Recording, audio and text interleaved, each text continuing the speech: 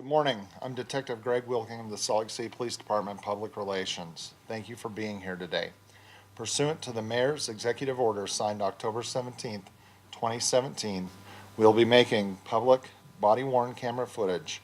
In a few moments, Captain Kendrick will do a brief walkthrough of the officer-involved critical incident that occurred Sunday, April 7th at 204 East Browning Avenue. As a reminder, this is an open and active investigation by the Unified Police Department, per the OICI protocol. This is being considered an OICI due to the fact that the subject in this case was in Salt Lake City Police custody when an injury occurred that ultimately resulted in his death. Captain Kendrick will not be available for questions afterward. All the facts that we have them at this time will be presented to you during this briefing. All comments are on the record and attributable to Captain Kendrick. Please silence the ringers on your electronic devices at this time. Ladies and gentlemen, Captain Kendrick.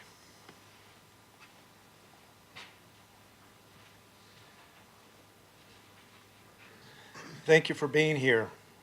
I am Captain Jeff Kendrick. That is Jeffkendrick.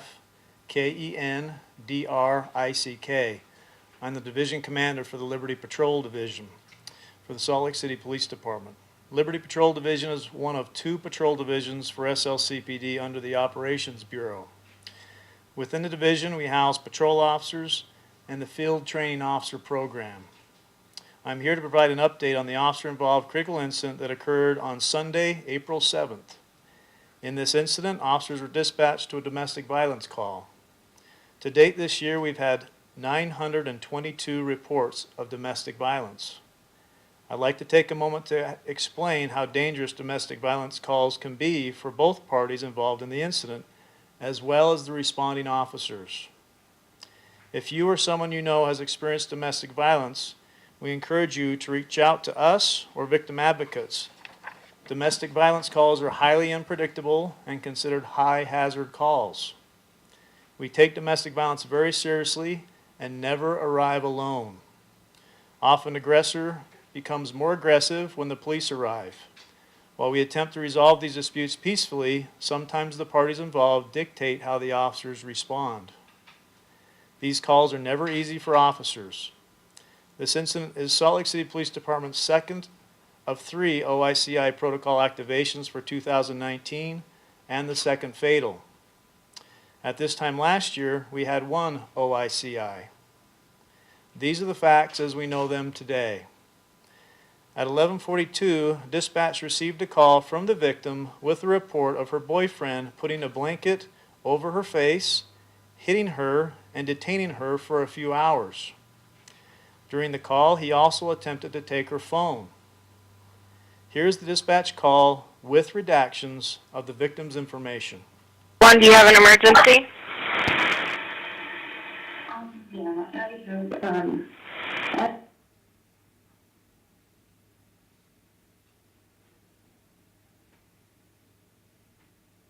just trying to put a blanket over my face, and it's all up my face, and then they're trying to push me in the room, and he hit me in the mouth. So, Is there an I had nobody here to help me. Is there a Yeah, number 10. Can you repeat the address for me?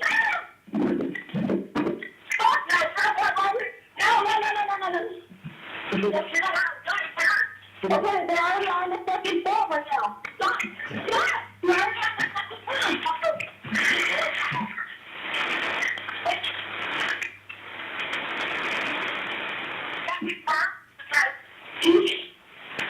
Have my purse. Okay. Yes. So what's going on right now?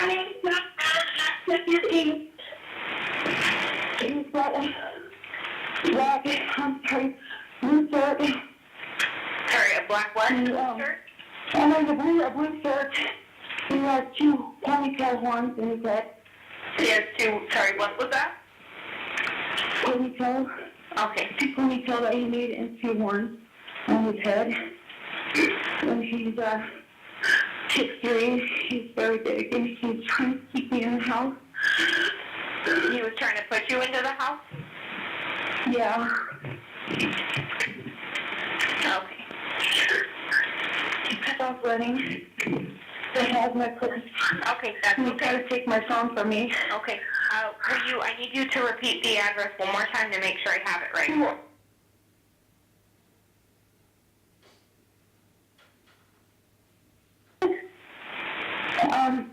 I don't know. That's okay.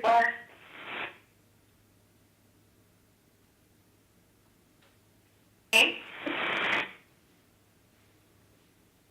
Robert Martinez. Okay. Okay, so I think I have a basic understanding of what was going on. You said that he was trying to... Okay, so he's been holding me hostage in the house for a couple of hours. And then I went to go back into his bedroom. So he had a blanket and he put it over my head and he was trying to pull me inside this room. And I have no one here to help me, so can you please hurry? Yes. Okay, are you inside of the apartment right now? No, I'm outside. I'm You're careful outside. inside. He Okay. got me in there. Okay. Hang on one second, I'm just getting some information typed in. Okay, were any weapons involved or mentioned? No, he's just, well, he did have his knife out, but he didn't cut me with it or anything.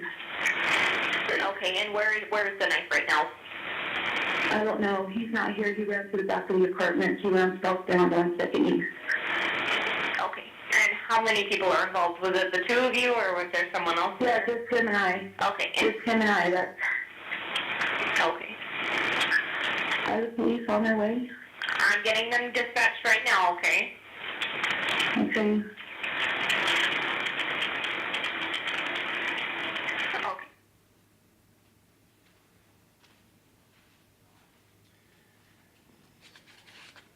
This incident took place at 204 East Browning Avenue, which is a two-story apartment building. At 11:47 p.m., officers were dispatched to the domestic call. They arrived at 11:52 p.m. The suspect was identified as Robert Martinez, 38. Martinez's criminal history includes convictions for burglary, criminal mischief, possession of drug paraphernalia, felony fraud, theft, and interfering with an arresting officer. Initially, 2 officers responded to this call. When officers arrived on scene, the subject refused to open the door to his apartment. A supervisor was called to the scene, and then another officer was requested. The officers spent 30 minutes talking to Martinez in order to build a rapport with him. This is just one form of de-escalation that officers use when they have time to defuse a situation. This resulted in Martinez willingly opening the door. Once inside, officers then allowed the subject to explain his side of the story of what had transpired during the domestic incident. The subject was also offered domestic violence resources to deal with some of the issues that he was describing. During the investigation, Martinez complained of pain in his leg from a prior injury. Following protocol, officers immediately requested medical to come and evaluate Martinez at 12:28 a.m. Martinez was cleared by medical, and he signed a release acknowledging no further care was required. Officers maintained a consistent dialogue with Martinez to explain what was happening. He was then placed under arrest for unlawful detention, assault, domestic violence related, aggravated assault, and disruption of a communication device. Martinez was placed in cuffs, and officers began escorting him out of the apartment and down the stairs, moving slowly. In the videos, you'll see that Martinez takes 4 steps down before unexpectedly going over the railing. It was estimated that he fell approximately 10 feet. Medical was immediately called and expedited. He was initially unconscious, but regained consciousness. We will now play 2 videos that show the incident unfolding. The first video is from the arresting officer, and the second is from the backing officer. So. Well,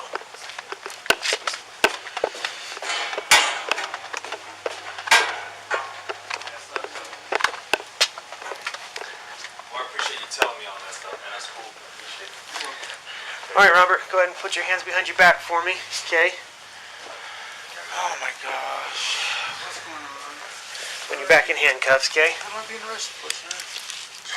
I'll explain it to you in just a sec. We've always been explaining everything we do to you, right? Not been a mystery at all.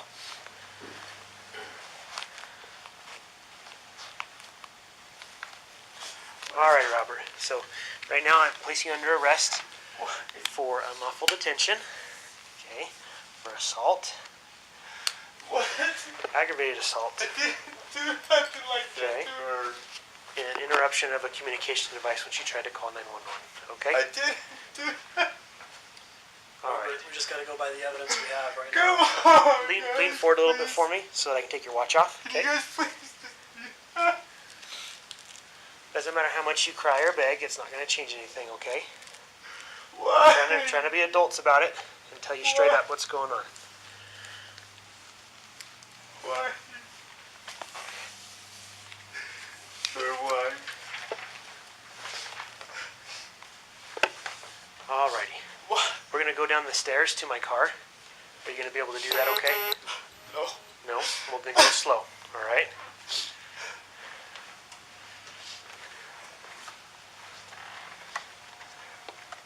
That would have been nice a long time ago. Nice and slow, okay? Not in any hurry.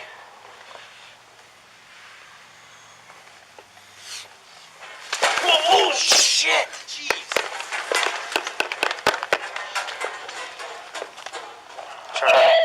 Charlie 244, can we get medical to expedite our location? Just had a male fall off the stairs. We have a head injury. Robert, what happened? We're going down the stairs, and then he just jumped. He jumped? Yeah. Go back there. Go back over there. Charlie 250, expedite medical. Is he bleeding? He looks like he's breathing. He's bleeding from the head. It looks like he fell about 10 feet. I said he's breathing. Sorry.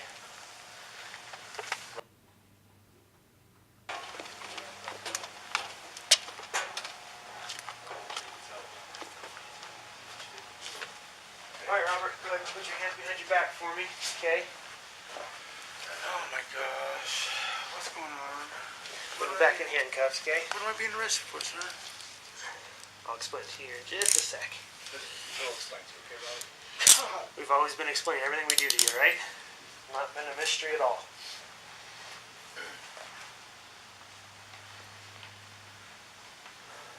What All is right, going on? Robert. So right now I'm placing you under arrest What?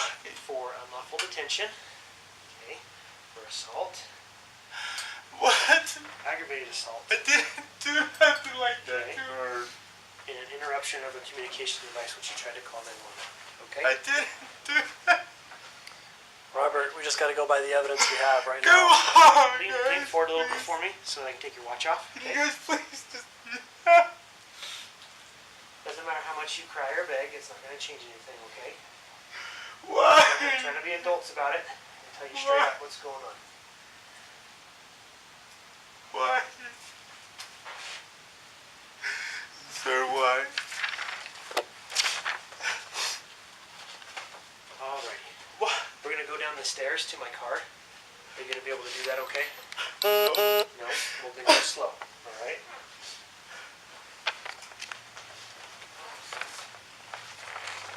That would have been nice a long time ago. Yeah. Nice and slow, okay?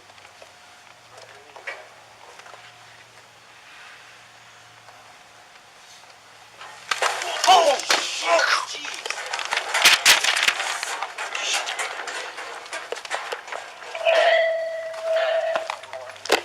Robert, you okay? Robert. We're going down the stairs. He's jumped. Hey. He jumped? Hey, dude. Yeah. Go back there. Go back over there. I'm gonna Charlie 250, expedite medical. Are you bleeding? He looks like he's breathing.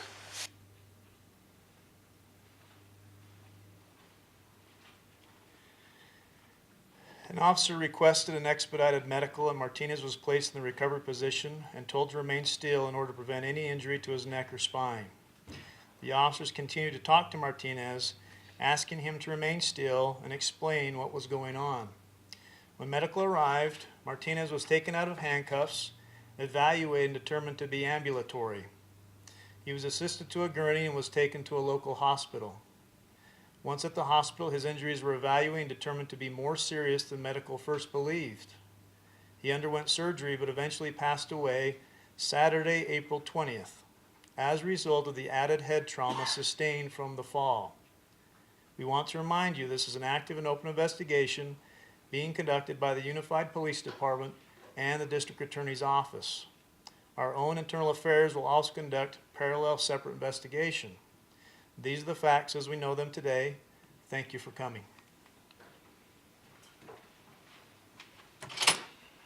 Thank you for coming today. Please, if you've not done so yet, make a formal grammar request through the portal for the body-worn camera footage. Our GRAMA coordinator will be making the video and audio available to you today.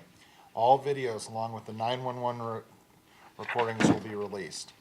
I would also like to state that the Salt Lake City Police Department takes domestic violence very seriously. Preventing a person from leaving the home, taking their phone, and threatening to harm themselves or others if the person leaves or ends the relationship are all very serious forms of domestic violence. Salt Lake City Police Department has victim advocates who are trained to help people who find themselves in situations like these. We can provide help with advocacy within the criminal justice system, resources, crisis counseling, referrals to community and victim services, lethality or danger assessments, personalized safety plans, or just listen. We encourage anyone who has experienced this type of behavior to call us at 801-799-3000 and ask to speak with a victim advocate, or call the 24-hour hotline directly at 801-580-7969. All services are free and callers can get information anonymously. Individuals can also call the National Domestic Violence Hotline at 1-800-799-7233 or the Utah Link Line at 1-800-897-5465 for confidential assistance. Again, thank you for coming today.